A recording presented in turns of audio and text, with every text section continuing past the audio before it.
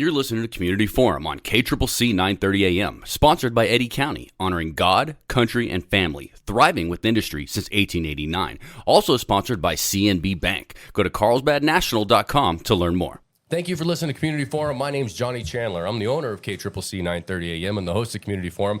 And with me today is Christina Mann. Christina Mann, to me, is known as the Bee Lady. Did I get that correct, Christina? Yep, I'm the New Mexico Bee Lady. Oh, I love it. Oh, thank you for coming on. I mean, I've met you multiple times. I know you ran for city council, and your signs were incredible that you had up everywhere. You really own the Bee Lady moniker, right? You are the New Mexico Bee Lady, and you own it. Well, that's the way nicknames go. I tried to brand myself as Honey Man, but it didn't stick. Well, Sam the Honey Man's from Hobbs.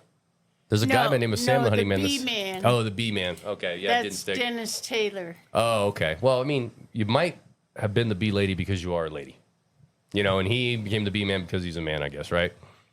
So, Christina, I've gotten to know you a little bit since I lived in Carlsbad for a few years. I see you at Friday Focus from time to time. You're always very active in the community, and you really care about this community, which we all believe is very great. I believe that's very great. But tell me a little bit about you. I mean, I've met you, but I don't know. Were you born here? Were you raised here? Did you get an education anywhere? What was your passion when you were younger? Tell us a little bit about yourself beyond what the community knows in general. Well, I grew up in Northern California and lived most of my life in Napa, California. And California is a beautiful environment, but the politics just became insanely liberal. Have they changed? They stink. I started beekeeping in 1998. In 1997, I had so many fruit trees, but the water meter down the street had a bee colony in it, and the water company came out and killed it. And my apricot trees only produced 11 apricots that year. So I got into beekeeping. All right. 1997, you got into beekeeping. 1998. Do you mind if I ask how old you were when you got into beekeeping? I know it's not always the right thing to ask a lady how old she is. I'm not asking you how old she is. I'm asking you how old you were when you got into beekeeping. I was a last century beekeeper. Well, yeah, so you were a beekeeper from the late 1900s, right?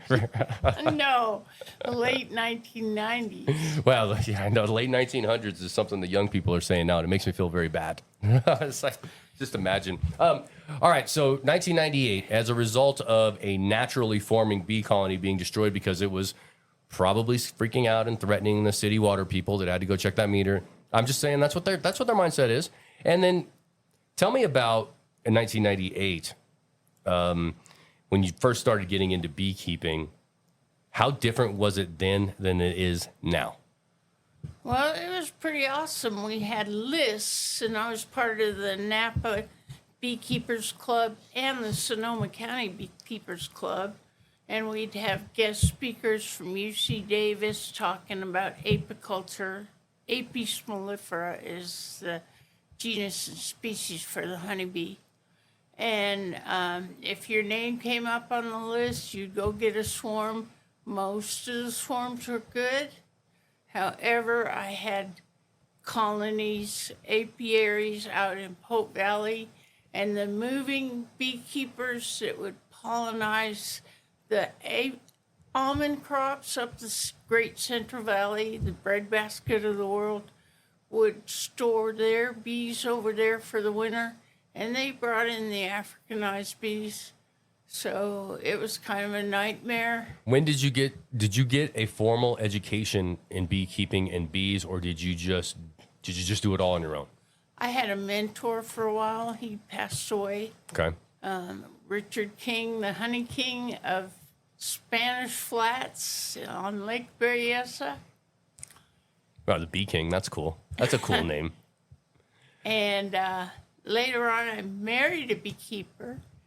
My late husband was a master keeper for 35 years until he stepped out on his porch one day drinking a cup of coffee and he got stung on the lip, went into anaphylactic shock, didn't die because we both carry EpiPens. Right. but was able to jab himself and call 911 before he passed out. And he could never keep bees after that. Now, let me get into that. I'll say I'm terribly sorry what happened to your husband. I had no idea. I'm sorry that happened to you, right? I mean, for what it's worth, right? I mean, I never knew him. It's been years, but for what it's worth, I'm sorry that happened to you. So the other question I have is, if he was a beekeeper, he was not allergic to bees necessarily, then how does one bee sting after 35 years of taking care of bees? He's probably been stung hundreds and hundreds of times, right? Mm-hmm. So tell me how that one bee sting was the one that did him in.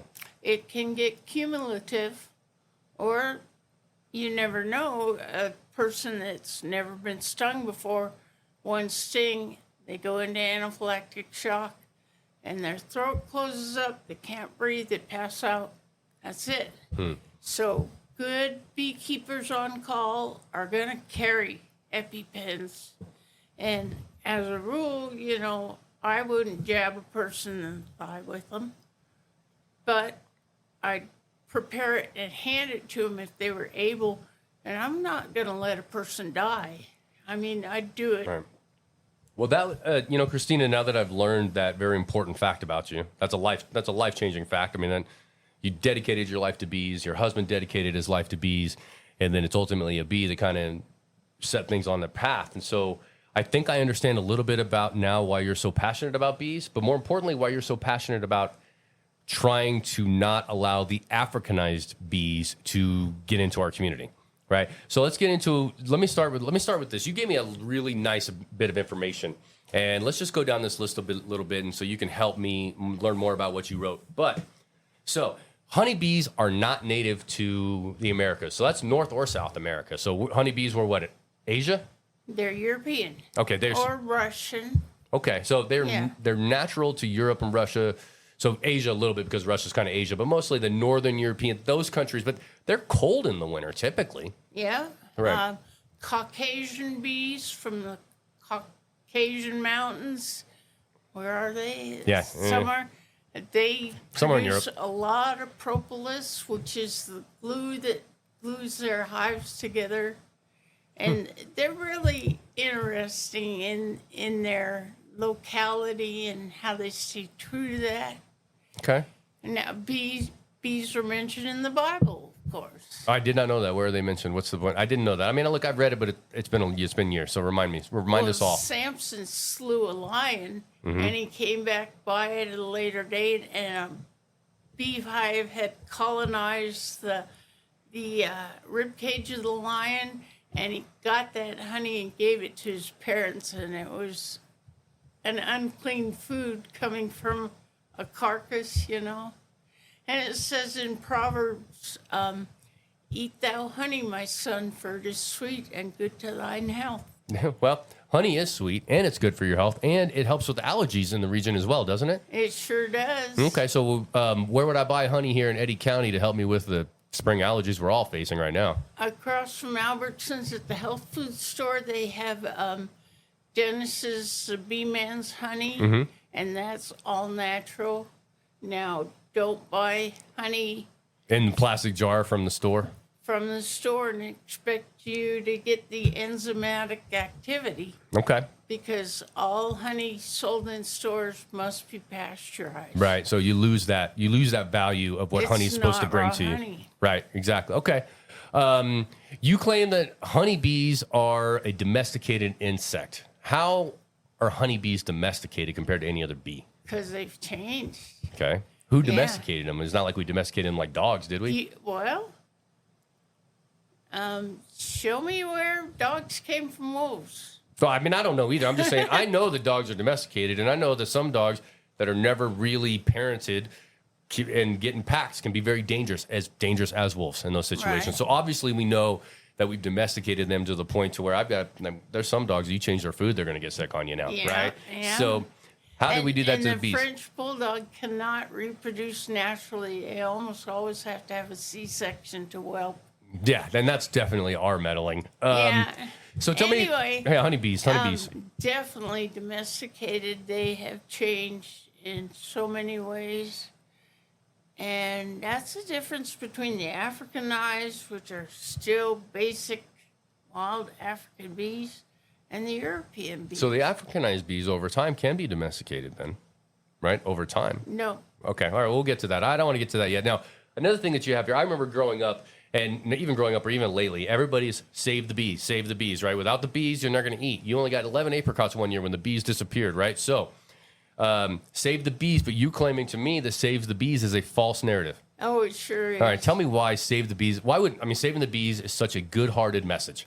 It's exactly what you would expect. We know bees are great. So tell me why save the bees is a bunch of baloney. Well, there's so many more pollinators. Okay. They're not just bees. There's beetles and butterflies and moths and even hummingbirds and bats. Yeah. And native bees and carpenter bees.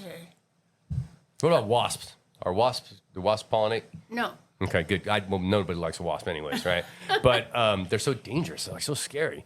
Now, okay, so save the bees is a false narrative because actually we should be trying to save all pollinators or prevent the reduction of pollinators as much as we can. I mean, as humans, Christina, you know as well as I do, we're having a profound impact on our environment, even more so considering how many of us there are.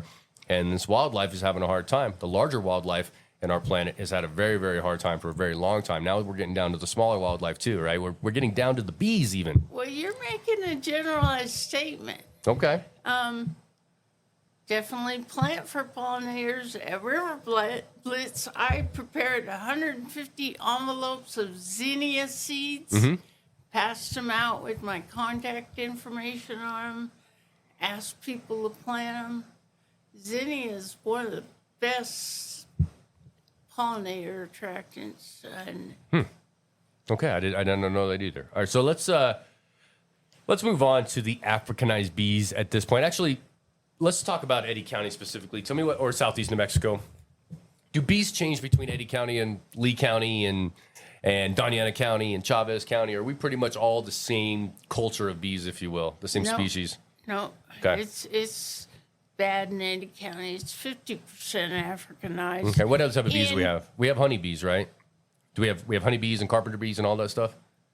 Yes. I know we have in the region, but so out of all the different types of bees that there are out there, 50% of all our bees are Africanized bees? Honeybees. Okay. We have European honeybees and Africanized honeybees. Oh, okay. So it's the honeybee population that we're specifically talking about. So the Africanized honeybees don't seem to threaten the other ones yet? Carpenter you bees? crazy? I'm asking. I don't know. I'm asking. They threaten all pollinators in the area. All right. So tell us about how Africanized bees came about and what was the idea behind them, considering that they were created in an experiment. There were Brazilian entrepreneurs in 1956, and at the time Brazil was fourth in honey production in the world. They went to Tanganyika, Africa, and brought back 20 colonies, 20 queens, to see if they could increase production. In 1957, a visitor removed the excluder screens from the enclosure of the bees, and they spread from there. Sabotage? Misinformation. He could see that it reduced access to the workers. I've got 2 hives right now, and the queen is in an excluder 2-frame cage. Yeah. Because I got Africanized. So I'm waiting until April 13th, where Roswell Seed Company is bringing in bee weaver queens, and I got a requeen. Yeah. We have gotten a queen from Roswell Seed before. We have. Awesome. And they're still thriving, actually. And they're the nicest, friendliest honeybees I've ever seen. I'm not ever afraid of them. And they're varroa resistant. Varroa is a mite that parasitizes bees. Okay.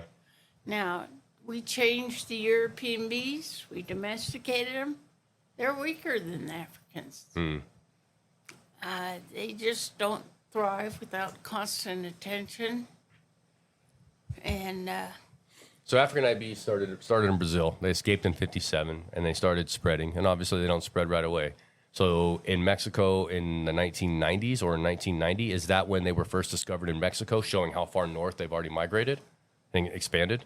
Yeah, they covered the whole continent. All of South America in was 56, like 30 years.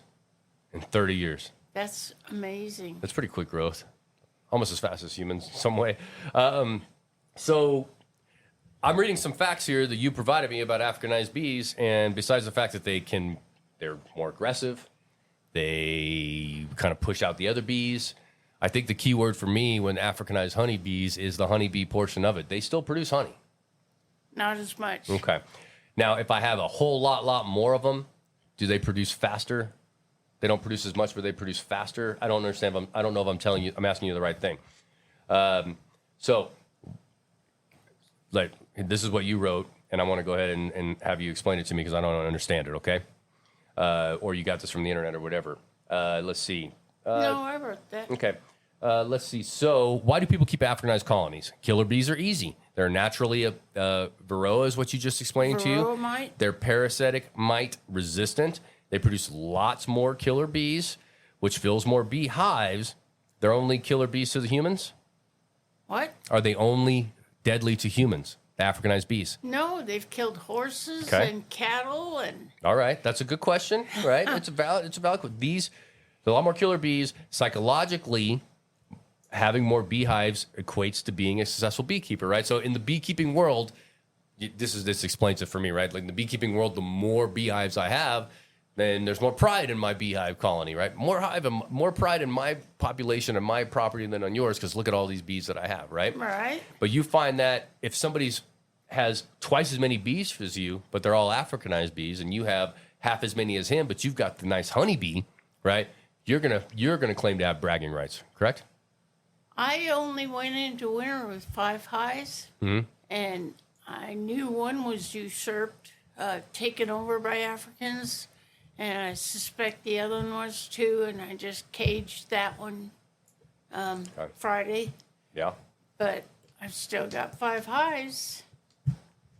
So and they're good hives. they produce less honey, but if I double them up, they'll still produce a healthy amount of honey for me. Yeah, The but Africanized you're bees. threatening the community. If anyone goes near those Africanized hives, they're going to be attacked. Okay. All right. So how many people have Africanized bees killed, as far as you know? In Carlsbad? Sure. Yeah. Absolutely. We're local. We lost Lucille Kincaid in 2001. She was a great-grandmother. Okay. She was just walking with her great-granddaughter and on her property, and her granddaughter picked up a stick and tapped on a tree, and the bees attacked by the thousands. By the thousands. So okay. Africanized bees can kill you. Oh, yeah. Okay. She covered her great-granddaughter's body with her own, and she didn't even make it to the hospital. There were bees under her eyelids, in her throat. She was covered. Wow. So that certainly speaks to how aggressive they are if threatened, or you get near them. And when you get near them, they feel threatened right away. Oh, yeah. Right. So they're easy to threaten, right? They're easy to just blow up on you because you just happen to be walking by. Africanized bees have the name killer bees for a reason. Okay. Africanized bees, killer bees. Killer bees. All right. So, I'll ask you another question about this then. Besides the fact that they can sting people more, is it really, really that bad to have bees that pollinate if you stayed away from them? The hive, I'm asking. I don't know anything. That's why I'm asking you about these. Well, there is a beekeeper in Carlsbad, and he's constantly moving his hives because they're so dangerous, and he'll ask to hive them in a place on the periphery of town, and when the owner of the property finds out how bad they are, he's got to move them. Okay, so we do have someone locally that is managing and raising Africanized bees, killer bees, right? That's what you just said. And so he has to move them a lot because they're such a threat. Tell me, what would it take? Is it possible for us to get rid of the killer bee and bring back the non-killer bees? Well, Woods Houghton, former NMSU Agriculture Extension agent, says no. I say yes. Okay. Well, you say yes. How yes? How? We got to educate people and just try to get through people that to these beekeepers that the people are the important thing. I mean, who cares how many hives you've got if they're a danger? Well, some of the notes that you gave me said that some beekeepers will not know if their bees have been taken over by killer bees, right? So if you don't know, how can you prevent it? Education, giving me the knowledge that I have a beehive in my backyard, which we do, right? Giving me the knowledge that we have a bee, that my beehive is susceptible to killer bees doesn't do anything for me. I can't prevent it. How do I stop it? Well, that's why I'm starting the Honeybee Hotline podcast. All right, I like that. Honeybee Hotline podcast. And you were taking the class that we're holding here at SEMC. We still haven't put that together, but I like that. I love that a lot, and we will have that on soon. We're working together to make that happen, so that's wonderful. That's good. Honeybee Hotline is wonderful. Still, though, you're basically telling me, and Woods Houghton, who I know, is you guys are telling me that there's pretty much nothing I can do to prevent those Africanized bees from getting in, these killer bees from getting into my property if they want. Well, my colony got Africanized from a tree a half-mile away where the owner has dementia. So I tried to reach her. I volunteered to destroy her bees, and she says, no, I like my bees, but at the same time, she was laughing at the workers that came to work in their yard and had to jump in the pool to get away from the bees. Yeah, right. Well, that's unfortunate, too, when you have dementia. Who knows? Yeah. That gets a little crazy. So, I'm reaching out to her daughter now. Great. You advocate for the killing of killer bees. Oh, yeah. If you find a killer beehive, then you need to take them out. So the way to prevent them is to snuff them out when we see them. We got to get rid of them right away. When you realize so what you did is you suspect that you had a killer bee in one of your hives already this year, and so you said you pinned the queen separate, right? Now, I don't know. I mean, does that mean that that's the honeybee queen that you isolated, or is it the killer bee queen that you isolated? Killer bee queen. I tried twice to kill that hive. Yeah. I just completely decimated it, and I tarped it twice. Wow. And still they found a way in. So killer bees, not only are they dangerous to human beings and dangerous to your animals, like your little puppy getting stung by a bunch of those things would be the worst thing possible. They will not survive that, probably. I mean, chances of a small dog surviving a swarm from killer bees, humans aren't even surviving those things, right? So there's such a huge threat. You'll have the hotline for people to call. What if somebody sees one tomorrow and they got to call somebody? Because we're still getting yours set up. What would you suggest? How can they get some help? Can they call you? I'm listed with the Sheriff's Department, the Carlsbad PD, Great. and the NMSU Agriculture. Okay, so you can call any one of those locations when you've got a bee issue, and they can reach out to you or any other number of people that we have on call to take care of these. I've got a job tomorrow, and I've got a job on Thursday down by Otis that we know is Africanized. I'm loaded for bear. All right. So I was reading your notes, and I'm like, Africanized bees aren't bad. Killer bees aren't that bad. If you have a lot of them, they'll produce some honey for you. I was like, man, maybe they're aggressive, but they're still providing the benefits that bees provide. But not one life, not one animal stung and killed is worth any benefit that these bees could possibly bring. Yes, sir, you got it. You see this? At the beginning of the interview, I didn't get anything, right? Now, at the end of the interview, I'm starting to get a few things, right? Thank you for being on. That's what's real important to me. Now, I would like to we're almost out of time, but I really would like to give you the last word for the most part, unless there's another question that comes up in my head, as I want you to just tell me your passion for about bees and tell me what you think everybody here needs to know in a closing statement. My passion is for the people of Carlsbad and Eddy County. They come first. And a lot of people I meet say, oh, yeah, honeybees, that's really cool. I'll help them out. I've done it before. I'll do it again. If they want to get started, If they have problems, I want them to call me. But especially if you get a swarm, call a professional. My number is 575-885-0258. I'm sorry, it's a landline. Leave a message. I'll come. Okay, that sounds great. Christina Mann, the bee lady. Thank you very much. And everybody, real quick, before we sign off, I definitely want you all to go ahead and pay attention. The Honeybee Hotline's coming. The Honeybee Hotline podcast is coming. Everything you need to know about bees in Eddy County, Carlsbad, and probably the region. Christina Mann's going to let you know. It's coming. Thank you, Christina. Thank you, Johnny.